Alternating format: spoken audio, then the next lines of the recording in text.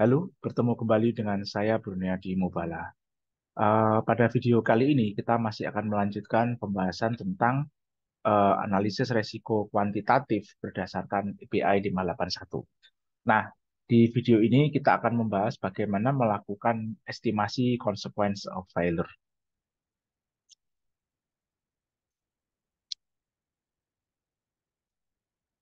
Nah, langkah-langkah umum analisis consequence of failure itu adalah sebagai berikut.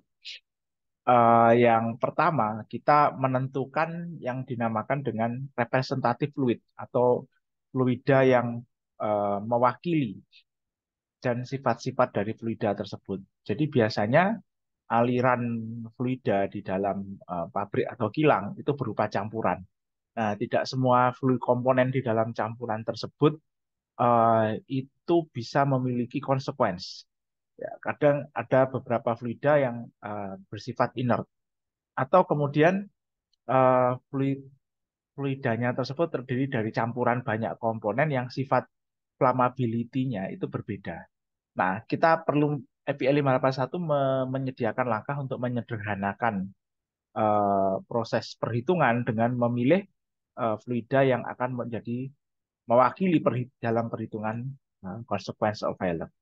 Nah, proses penentuannya nanti dibahas di section 7.2.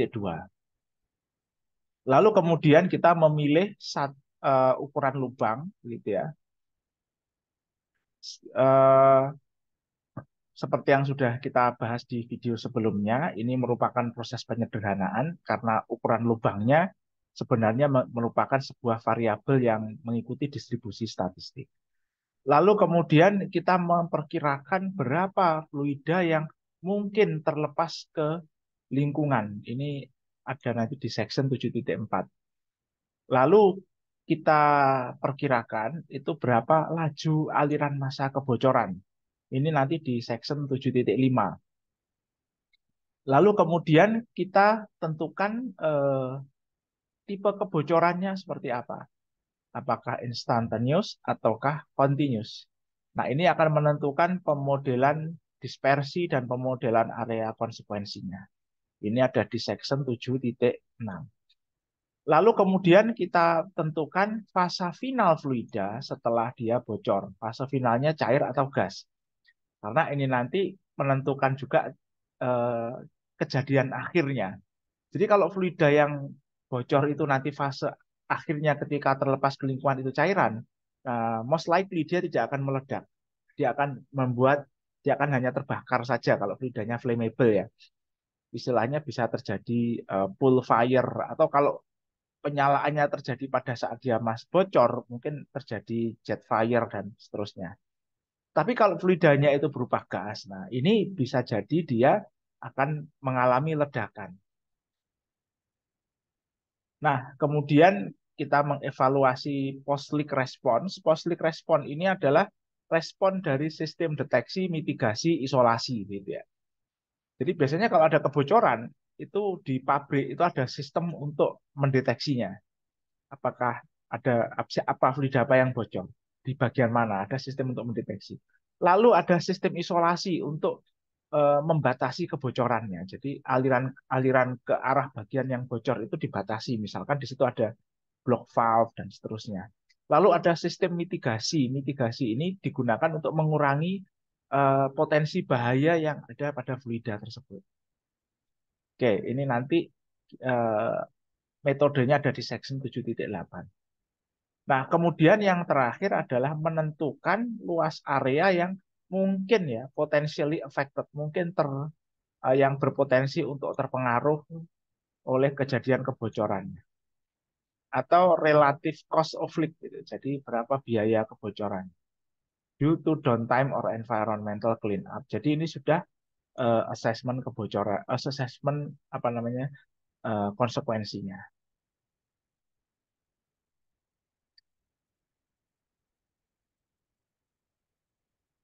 Oke, nah ini langkah flowchartnya ya, langkah perhitungannya dalam bentuk flowchart ini sudah kita bahas sebelumnya ya. Pertama tentukan sifat fluida, Pilih ukuran lubang, tentukan release rate, tentukan tipenya, continuous atau instantaneous. Kalau continuous kita pakai flow rate-nya, instantaneous kita hitung dulu total massa yang bocor. Kemudian kita tentukan fase finalnya, ya, cair atau gas. Nah, setelah itu kemudian untuk kalau misalkan apa namanya rilisnya itu continue, nah ini dianggap bahwa nanti apa namanya sistem mitigasi ini masih bisa berperan untuk mengurangi tingkat keparahan dari kejadian ikutan setelah bocor. Oke, kita lanjutkan ke penentuan fluida representatif. Oke. Jadi latar belakangnya seperti ini ya. Jadi apa namanya eh, kebanyakan aliran proses itu berupa campuran, sedikit yang senyawa murni. Nah, oleh karena itu perlu dilakukan proses penyederhanaan untuk memudahkan perhitungan consequence of failure-nya. Oke, dengan memilih komponen yang dapat mewakili campuran tersebut dalam kaitannya dengan ketiga bahaya yang didefinisikan oleh EPI 581 yaitu fire, toxic, dan environmental. Nah, daftar material representatif yang dimodelkan ada di tabel 71, lalu sifatnya ada di tabel 7.2. Ini tabel 7.1, jadi material representatifnya itu berupa hidrokarbon. Ada C1, C2, sampai C17, C25, atau C25+. Lalu ada H2, 2S, ini asam ya, air gitu ya. Lalu steam, gitu ya. Eh, lalu asam aromatik stiren. Oke. Nah, tapi ini air ini sebenarnya dia apa? Dia inert ya, jadi tidak terbakar maupun tidak memiliki racun ya. Tapi nanti bisa jadi ada environmental consequence ketika airnya ini ternyata ada trace elemen atau senyawa terlarut yang bisa menimbulkan gangguan lingkungan. Oke.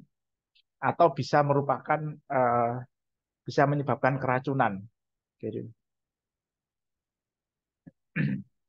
jadi kalau ada senyawa terlarut yang bisa menyebabkan keracunan atau menyebabkan konsekuensi lingkungan, nanti release rate-nya tetap dihitung menggunakan airnya, meskipun penyebab konsekuensinya bukan air. Oke, lalu ada steam. Nah, biasanya yang asam ke bawah ini nanti kaitannya dengan toxic dan environmental consequence. Yang atas ini kaitannya sama flammable dan environmental consequence.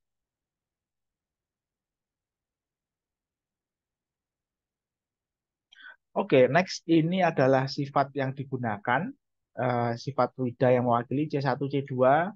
Ini apa namanya molecular weight, massa molekulernya, massa jenis, normal boiling point, kemudian fase di dalam kondisi atmosfer. Lalu ini adalah konstanta untuk CP-nya. Jadi formula CP-nya seperti ini, ada formula CP untuk gas ideal. Ya, jadi ini adalah A plus BT plus CT kuadrat plus DT pangkat 3. Lalu di sini ada auto ignition temperatur. Nah, ini penting karena nanti digunakan untuk menentukan kecenderungan penyalaan auto ignition-nya. Oke, jadi tidak tidak banyak ya fluida yang dimodelkan. Nah, tantangannya adalah bagaimana kalau ternyata fluida kerjanya itu tidak ada di daftar ini. Nah, bagaimana penentuannya kalau ternyata fluida kerja tidak ada atau fluida kerja itu tidak ada atau campurannya, komponen campurannya itu berbeda dengan yang tercantum di dalam tabel 7.1. Jadi kalau kita lihat di tabel 7.1 ini kan dianggap campuran C1, C2, C3, C4, C6, C7, C8, C9, 10, 11, 12, dan seterusnya. Bagaimana kalau misalkan kita punya campuran yang komponennya itu apa ya, lintas lintas ini, lintas pengklasifikasian. Misalkan kita punya C1, kemudian C1, C3, C5, C7 begitu ya. Nah, ini akan kita bahas di sini. Nah, jadi aturan pemilihan material itu representatif itu seperti ini. Kalau memang itu sama sekali tidak ada yang tidak ada yang mirip atau campurannya itu berbeda dari kombinasi yang ada di tabel, maka kita mendekati tabel 71 itu, kita cari material yang mendekati di tabel 71 dari pendekatan bawah. Artinya apa? Kalau kita misalkan dalam eh, berdasarkan ya urutannya pertama normal boiling point, lalu molecular weight, lalu massa jenis. Jadi aturannya adalah eh, kita kita cari fluida yang mendekati berdasarkan pertama normal boiling point dari bawah. Misal fluida campurannya normal boiling point-nya eh, apa namanya serat apa namanya 250 misalkan. Dia berada antara C6, C8 dan C9, C12. Maka yang dipilih adalah yang ada di bawah ini, pendekatan ke bawah. Oke. Nah, next kita masuk ke nah, yang kedua, jika fluida berupa campuran, maka pertama kita keluarkan dulu atau material atau senyawa tidak terbakar dan tidak beracun dari dalam campuran jika ada. Lalu sifat campurannya kita tentukan menggunakan formula ini. Jadi sifat komponen dikalikan dengan fraksi mol, ya, lalu dijumlahkan untuk semua komponennya. Oke. Nah, lalu kita pilih material dari tabel 71 yang mendekati sifat campuran ini berdasarkan aturan di nomor satu. Jadi normal boiling point dulu, molecular weight, baru massa jenis. Dari pendekatan bawah ya. Oke, nah ini contoh perhitungannya. Misal saya punya fluida yang di dalam pipa di sebuah kilang minyak yang merupakan campuran dari 10% mol C3, 20% mol C4, 30% mol C5, 30% mol C6 dan 10% mol C7. Jadi ini lintas lintas kategori lintas campuran yang ada di tabel ini ya. Jadi lintas campuran ini. Nah, bagaimana cara menentukannya? Jadi pertama ini kita cari sifat campurannya dulu ya. Jadi ini ada kita list dulu persen molnya, lalu molecular weight-nya. Nah, ini kita molecular weight-nya ini kita kalikan dengan apa namanya? Kita kali molecular weight-nya kita kalikan dengan eh, persen mol lalu kita jumlahkan. Jadi kita punya molecular weight campuran 73,549 gram per mol. Lalu normal boiling point-nya kemudian kita kalikan dengan persen mol masing-masing komponen kali ini begitu ya. Kita kalikan, kemudian kita jumlahkan, kita ketemu normal boiling point-nya untuk campuran 310,05 atau Fahrenheit-nya 94,98,42. Lalu massa jenis juga sama, ini kali persen mol dan seterusnya gitu ya. Lalu ini kita jumlahkan, ketemu 621,7 kilogram per meter kubik atau 38,8 pound mass per feet kubik. Nah, sama juga dengan auto-ignition temperatur kita ketemu sekian. Nah, dari sini kita akan coba dekati tabel 71 itu pertama pakai normal boiling point dulu. Nah, ada nggak yang mendekati? Nah, dari sini tadi kalau kita lihat di sini normal boiling point-nya 98,42. Nah, kalau kita cek di sini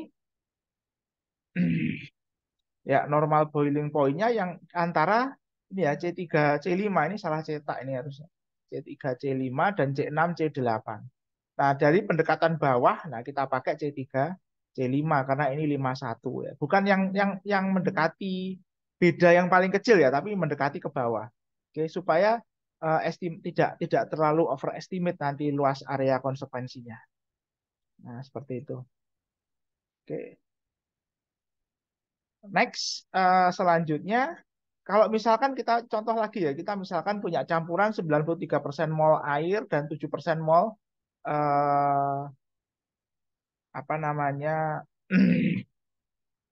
Oh, sorry, ini harusnya CO2 ya. Nah, maka apa airnya harus dikeluarkan C20, sorry C20 bukan C2O ya, ini C20. Maka airnya kita keluarkan dulu waternya, lalu kemudian berdasarkan fluida tabel 71 karena ini C20 maka kita ambil ini C17 C25 karena C20 ada di antara ini. Ya, seperti itu. Oke, lalu next step adalah pemilihan ukuran lubang kebocoran.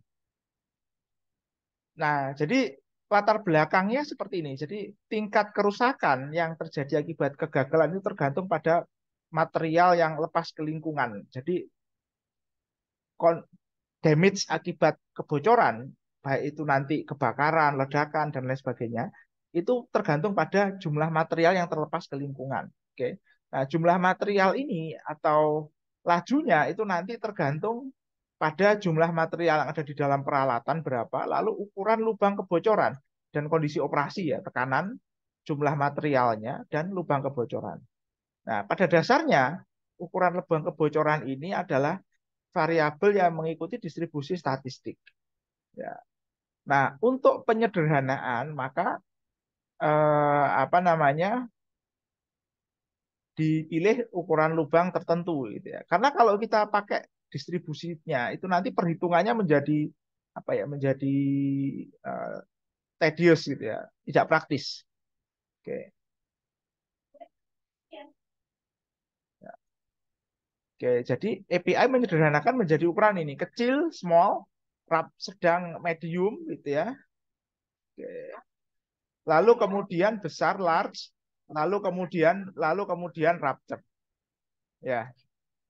Nah, nah, nah, kemudian small ini didefinisikan ukuran antara 0 sampai seperempat seperempat inch begitu ya. Lalu medium ini seperempat sampai 2 inch. Ya. Lalu kemudian large ini 2 sampai 6 inch. Rupture ini kalau terjadi kebocoran di atas 6 inci. Nah, untuk yang small ini yang nilai representatif yang digunakan adalah seperempat inch. Lalu untuk medium ini 1 inch. Lalu untuk large ini 4 inch. Nah, untuk rupture itu digunakan seluruh diameter dari peralatan sampai maksimum 16 inci. Jadi kalau misalkan vesselnya diameternya lebih dari 16 inch, maka untuk rupture itu ukurannya yang digunakan 16 inch. Gitu ya. Oke. Nah, bagaimana kalau misalkan peralatannya itu diameternya lebih kecil dari 4 inch, misalkan seperti itu. Atau sama dengan 4 inch. Oke. Nah, ini apa namanya? Atau sampai 6 inch lah, katakanlah seperti itu. Nah, ini yang akan kita bahas ya selanjutnya. Jadi misalkan untuk pipa begini ya, untuk pipa. Diameter rupture-nya itu adalah diameter pipa sampai maksimum 16 in seperti yang ada di tabel tadi. Nah, jadi lubang kebocoran selain tipe rupture itu yang dipilih adalah ukuran lubang representatif yang lebih kecil dari diameter pipa. Misal pipa 1 inch, lubang kebocorannya adalah seperempat dan rupture 1 inch. Pipa 2 inch, lubang kebocoran adalah seperempat, 1 dan rupture. Rupture-nya 2 inch sesuai dengan diameter pipa dan seterusnya.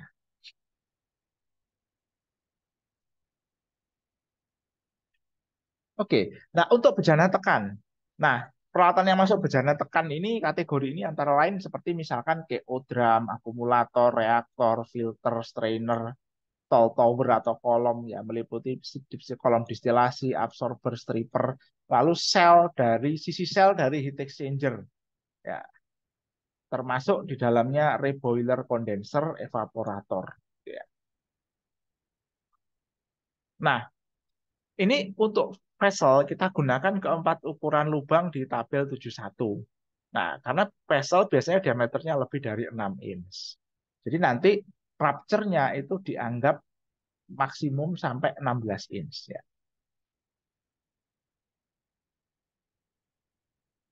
Lalu misalkan untuk pump casing. Untuk pump casing itu tipe rupture tidak dimodelkan. Karena data historis itu menunjukkan bahwa jarang terjadi eh, kebocoran itu atau pertakan itu sampai rupture. Jadi ukuran lubang yang dipakai hanya tiga, seperempat, satu, dan 4 inch. Atau kalau misalkan diameter suctionnya itu kurang dari 4 inch, yang dipakai adalah diameter suction. Jadi kalau misalkan diameter suctionnya 2 inch, maka ini yang ketiga yang dipakai yang 2 inch. Oke, next. Nah, untuk kompresor casing sama tipe Raptor tidak dimodelkan, gitu ya.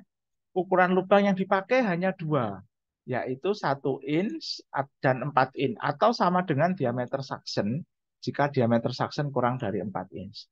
Mengapa hanya ada dua? Kenapa lubang yang kecil, yang seperempat tidak dimodelkan? Karena ini data historis menunjukkan biasanya kebocorannya ya, bisa diwakili oleh dua lubang ini.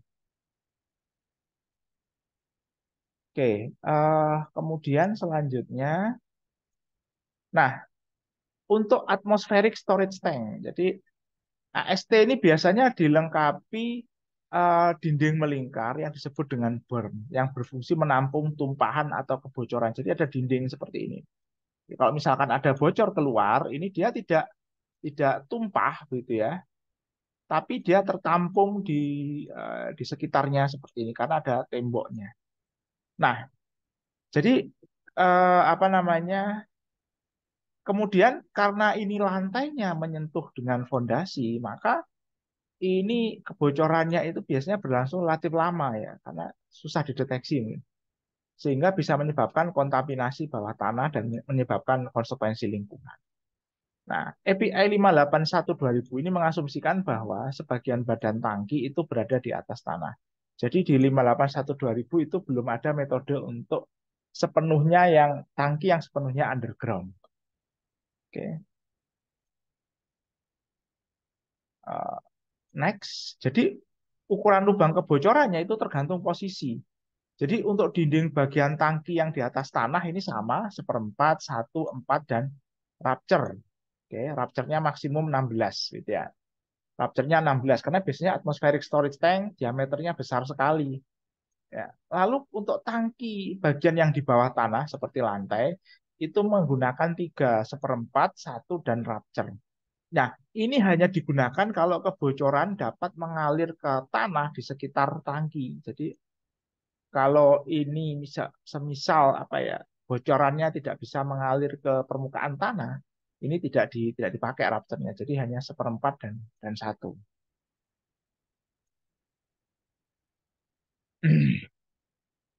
Nah, langkah selanjutnya adalah perkiraan massa fluida yang terlepas akibat kebocoran. Nah, untuk menyederhanakan proses perhitungan jumlah massa fluida, API 581 itu mendefinisikan yang disebut sebagai inventory group. Inventory group adalah uh, peralatan yang dianalisis, jadi equipment of interest yang sedang kita analisis, ditambah peralatan lain yang terhubung di mana fluida di dalamnya dapat mengalir ke lubang bocoran di peralatan yang dianalisis. Jadi ini peralatan yang dianalisis ditambah peralatan lain yang terhubung yang dapat menyumbang fluida ke dalamnya. Nah, jumlah massa fluida yang dapat bocor itu kita pilih mana yang lebih kecil di antara massa fluida dalam peralatan yang dianalisis plus massa fluida yang dapat mengalir selama 3 menit dari inventory group dengan laju aliran massa yang sama dengan laju aliran kebocoran. Dibandingkan dengan total massa fluida yang ada di dalam volume inventory group. Kecuali jika aliran kebocoran berasal dari lubang yang diameter lebih dari 8 in, maka ini digunakan laju aliran untuk lubang 8 inch ya. Oke, jadi kita pilih yang lebih kecil antara A atau B. Jadi dari total massa, antara total massa dengan apa namanya massa fluida di dalam peralatan plus yang dapat mengalir selama 3 menit dari inventory grupnya.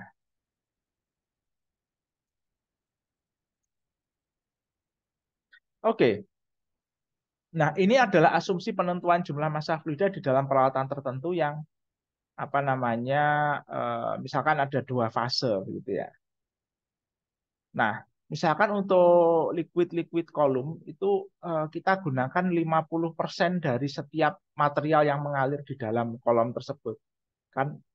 Jadi dari cairan pertama dan cairan kedua diambil 50-50. Oke, untuk perhitungan konsekuensinya.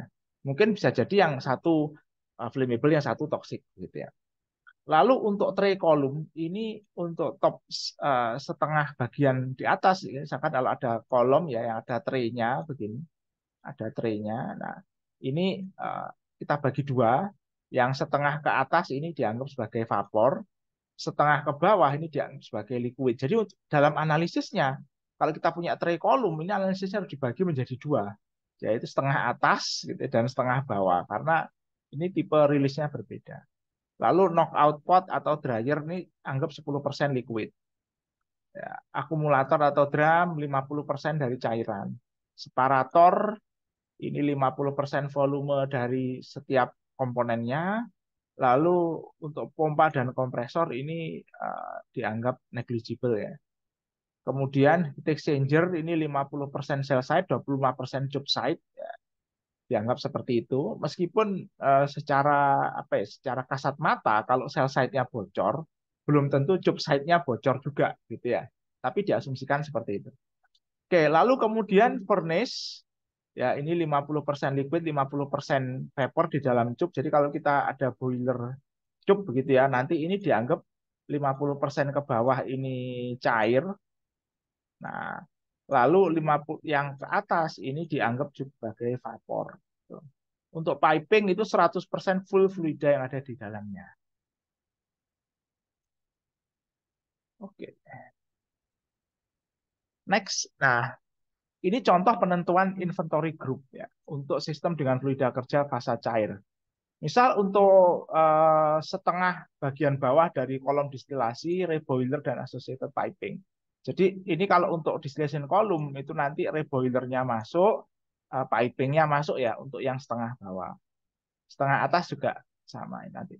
Akumulator dan piping outletnya. Jadi kalau kita ngurus akumulator, nanti piping outletnya masuk jadi inventory group. Ini kalau pipeline ya sepanjang pipeline-nya. Kalau storage tank ini pipe outlet pipingnya masuk dalam inventory group. Nah, kalau heat exchanger terkoneksi apa namanya uh, untuk heat exchanger ini pipingnya masuk ya, piping inlet, piping outletnya. Nah, kalau fasa gas, misalkan setengah dari atas bagian atas dari kolom distilasi itu overhead piping, lalu ada overhead condensernya itu masuk juga. Jadi biasanya kalau kita punya distillation column, nanti di sini ada piping, lalu ada penukar kalornya. Nah, penukar kalornya ini untuk mendinginkan, nah ini biasanya masuk kita anggap sebagai inventory group. Ya. Fan header line, ini knockout pot dan exit line-nya masuk. Gitu ya.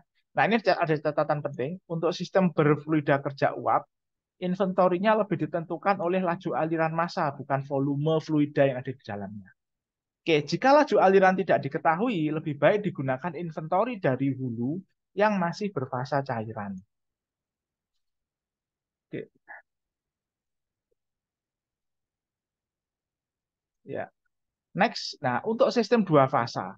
Nah, misalkan ada vessel dengan fluida dua fasa, itu dipilih fasa cair ya sebagai acuan perhitungan inventori. Untuk pipa digunakan pipa dua fasa dipakai liquid yang ada di peralatan hulunya. Oke. Jadi misalkan pipanya dua fasa koneksi dengan vessel, di vesselnya masih liquid, nah yang dipakai yang di vessel itu. Oke. Kemudian langkah selanjutnya adalah perkiraan laju aliran kebocoran. Nah, jadi begini. Nah, formula yang kita gunakan untuk menghitung laju kebocoran itu nanti eh, tergantung dari pertama fase fluida, cair dan gas persamaannya berbeda. API 581 ini tidak memodelkan aliran dua fasa ya. Oke. Kalau misalkan dia dua fasa seperti tadi ini dipilih fasa di peralatan upstream atau hulunya ya. Yang kalau di hulunya liquid ya misal kita pilih liquid gitu. Kalau di hulunya gas mungkin kita pilih gas. Lalu kemudian tergantung untuk fase gas itu juga tergantung rejim atau tipe aliran. Jadi aliran gas itu terbagi menjadi atau aliran fluida kompresibel ini terbagi menjadi tiga paling enggak ya. Ada aliran subsonik, sonik, dan supersonik. Tapi untuk kebocoran itu dia hanya bisa bergerak dari subsonik ke sonik gitu ya. Nah, sonik itu terjadi ketika kecepatan aliran sama dengan kecepatan suara. Subsonik terjadi ketika kecepatan aliran kurang dari kecepatan suara. Tidak mungkin kebocoran itu supersonik ya, karena tipe nozzle-nya kan seperti itu ya, dari besar ke kecil. Kalau supersonik itu butuh diverging nozzle ya, supaya dari sonik bisa geser ke supersonik. Jadi kalau misalkan kebocoran segede apapun beda tekanan dengan atmosfer, maka kebocorannya hanya sampai ke sonik, ya, di mana kecepatan aliran kebocoran nanti sama dengan kecepatan suara. Oke, next untuk cairan itu persamaannya seperti ini ya. Ini diturunkan dari persamaan Bernoulli.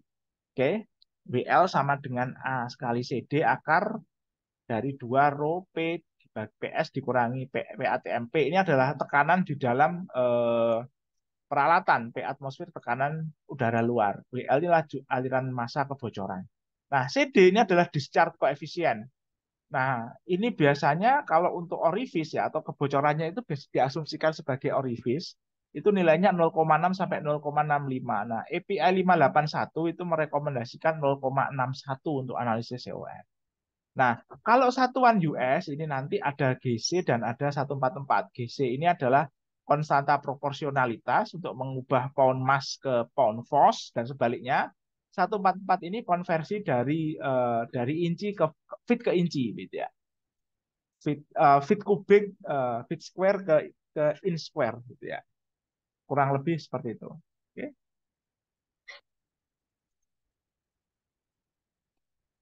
Nah, next ini untuk kebocoran gas. Pertama kita harus assess dulu ya. Kita apakah eh, kebocorannya itu tipenya subsonik atau sonik. Jadi subsonik itu kalau tekanan fluida di dalam peralatan kurang dari tekanan transisi. Oke. Jadi kalau ini di bawah tekanan transisi, nanti dia subsonik. Kenapa? Karena nanti turunnya kan ke bawah lagi ke atmosfer. Jadi ini misalkan tekanan di dalam peralatan ya. Nah, ini tekanan P atmosfer. Kalau PS-nya itu P transisinya ada di atasnya, maka ini hanya bisa turun ke sini, jadinya sonic. Tapi kalau P transnya ada di antara P storage dan P atmosfer, maka ketika dia melewati ini nanti turun ini jadi sonic. Ketika dia turun di bawah P trans. Oke. Nah, caranya adalah eh, kita P transnya kita tentukan dulu menggunakan formula ini untuk asumsi gas ideal ya. PS dalam kurung 2 per K plus 1 K per K min 1. Oke, formula di EPL 581 seperti ada typo kebalik ya, dia K per 1 per 2, masalah begitu. K-nya ini adalah CP per CV, CV-nya kita hitung dari CP min R. Nah, CP ini kita hitung dari tabel yang tadi ya, tabel ini. Nah, kita hitung dari tabel 7.2 ini ya, pakai formula ini. Koefisiennya ada di sini koefisien. Oke, baik.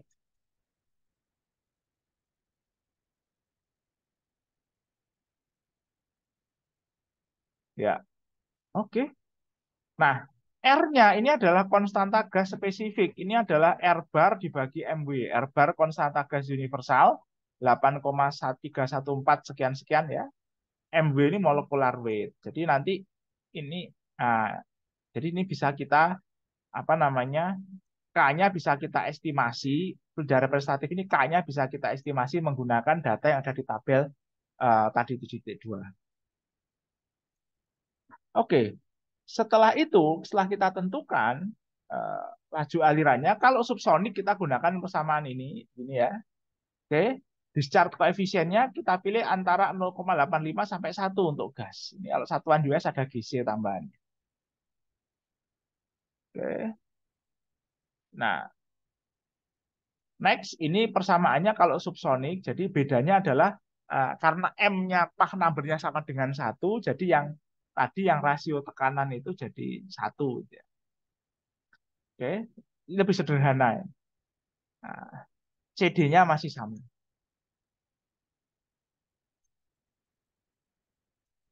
Oke, kemudian langkah selanjutnya adalah menentukan tipe kebocoran. Jadi tipe kebocoran ada dua, instantaneous atau tiba-tiba. Definisinya adalah kalau material yang terlepas dalam waktu 3 menit, gitu ya, bocor 3 menit, material yang terlepas lebih dari 10.000 pound mass, itu dianggap instantaneous.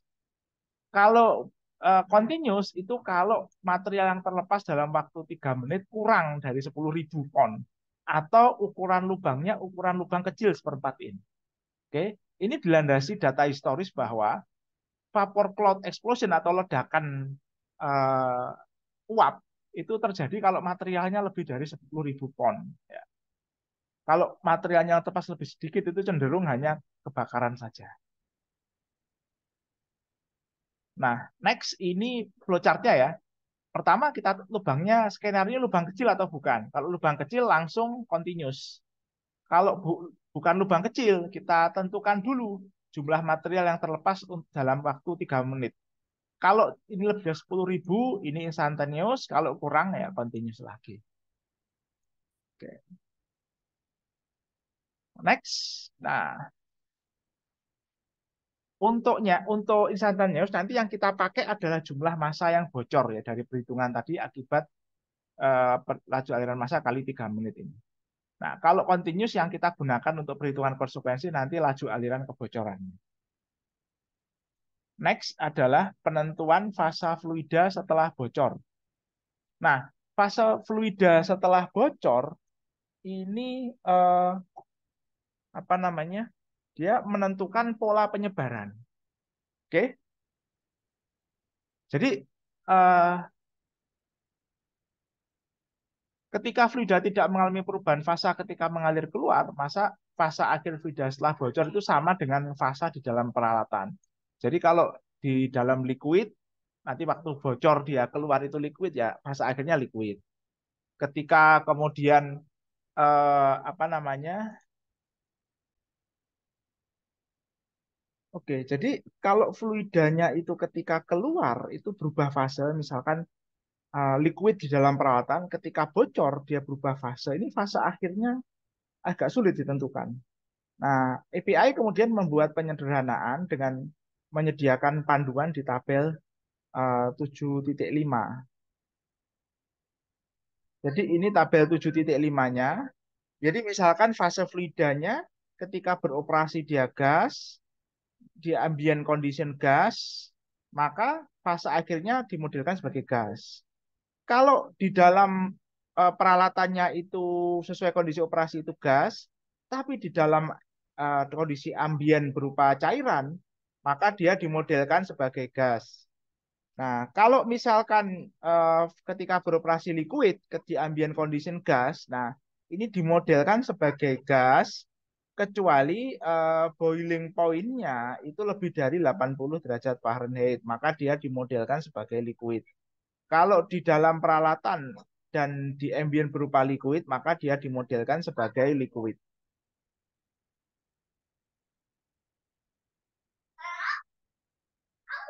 Nah, selanjutnya adalah evaluasi respon sistem mitigasi dan keselamatan terhadap kebocoran. Jadi pada dasarnya sistem mitigasi dan deteksi ini nanti akan mengurangi laju aliran massa atau mengurangi jumlah massa yang terlepas.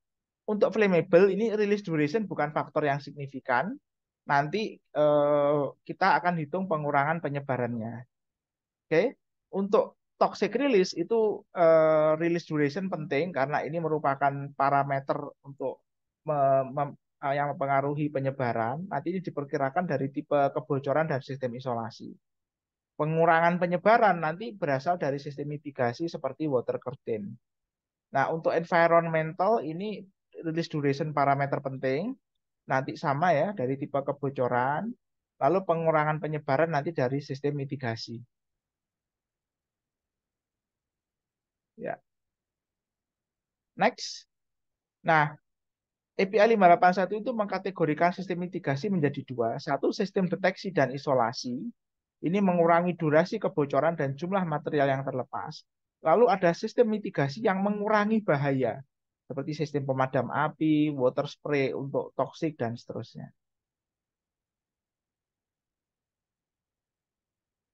Nah, jadi API 581 mengasumsikan bahwa sistem deteksi dan isolasi hanya bekerja jika kebocoran bertipe continuous. Oke, kalau tipenya instantaneous, niki sistem sistem apa deteksi dan isolasi itu dianggap tidak mampu mengurangi jumlah material yang terlepas. Nah, ini langkahnya adalah langkah asesmennya kita tentukan klasifikasinya dari tabel 76, lalu kemudian kita tentukan durasi kebocorannya dari tabel 7.7. Jadi ini tabel 76, misalkan tipe sistem deteksinya ya. Instrumentation designed specifically to detect material losses by change in operating condition. Maka ini klasifikasinya A. Kalau kemudian suitably located detector to determine whether the material is present outside the pressure containing envelope. Ini B. Jadi kalau ada detektor di luar peralatan, ini B. Kalau ada instrumentasi yang mendeteksi kebocoran dari perubahan tekanan dan seterusnya, ini A. Kalau hanya kamera, visual dan seterusnya, ini dianggap C. Demikian pula sistem isolasi. Isolation or shutdown system activated directly from process instrumentation or detector. Tanpa intervensi operator ya, ini A, jadi otomatis. Kalau misalkan dikendalikan dari control room, ini B. Ya. Kalau manual di lapangan, nah ini C seperti ini. Nanti dari kategori ini, nah kita tentukan lead duration-nya karena ini menentukan waktu respon dari sistem deteksi dan isolasi. Jadi AA ini nanti waktunya seperti ini, kalau AB ini seperti ini dan seterusnya. Oke. Oke, jadi ini sampai ke respon sistem mitigasi dan isolasi. Selanjutnya nanti di video selanjutnya akan kita bahas estimasi konsekuensi kebakaran. Sekian, sampai bertemu lagi di video selanjutnya.